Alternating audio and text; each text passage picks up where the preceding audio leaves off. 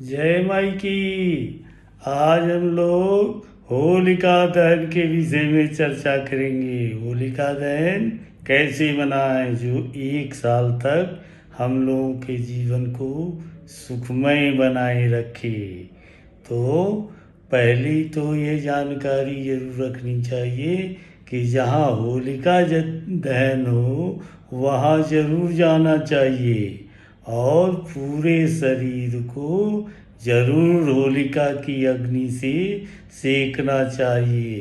दोनों हाथ जरूर सेकने चाहिए आगे से और पीछे से, और क्लॉकवाइज उस अग्नि के कम से कम 7 चक्कर लगाने चाहिए और ऐसे ही नहीं पहुंच जाना चाहिए।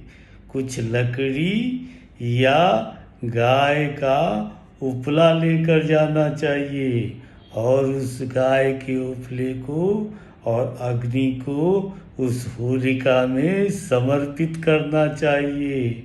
और क्या करना चाहिए?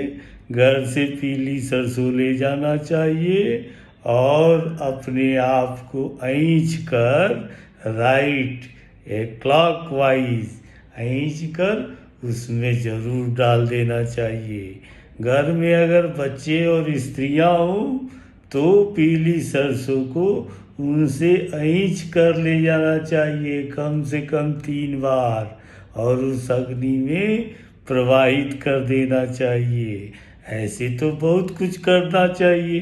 घर में कोई मीठा पकवान बनाओ तो थोड़ा थोड़ा उसमें से भी ले जाना चाहिए और उस होलिका में दहन कर देना चाहिए, यानी उसमें रख देना चाहिए। जलती हुई होलिका की अग्नि में उसको समर्पित कर देना चाहिए। ऐसा क्यों करना चाहिए, इस पे भी हम लोगों की चर्चा है।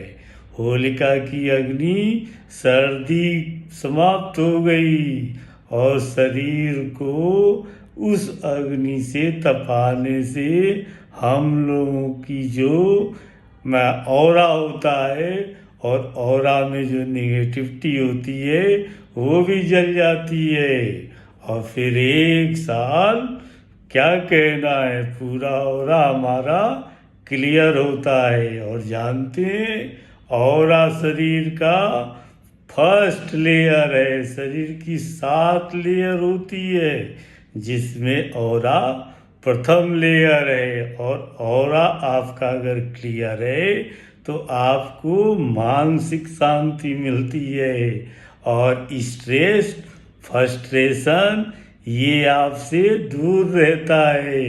आप कोई भी कार्य समझदारी और होशियारी में करने में समर्थ होते हैं। तो आज ये उपाय हम लोगों को करना चाहिए, यानी होलिका जहाँ जले वहाँ जरूर जाना चाहिए और होलिका की अग्नि को अपने पूरे शरीर पे लगते रहने देना चाहिए। विशेष हाथ के दोनों तरफ। तो है ना ये अच्छी जानकारी, इसको हम लोग इस होलिका में जरूर प्रयोग करेंगे और अगले साल हम पाएंगे कि ये अग्नि हमारे स्ट्रेस और फ्रस्ट्रेशन को कम कर दी है। अगर आप दवा वगैरह स्ट्रेस और फ्रस्ट्रेशन का लेते हैं, एंजाइटी वगैरह की लेते हैं, तो आपको तो तत्काल फायदा महसूस होगा। तो ऐसा करके देखिए। जय माई की।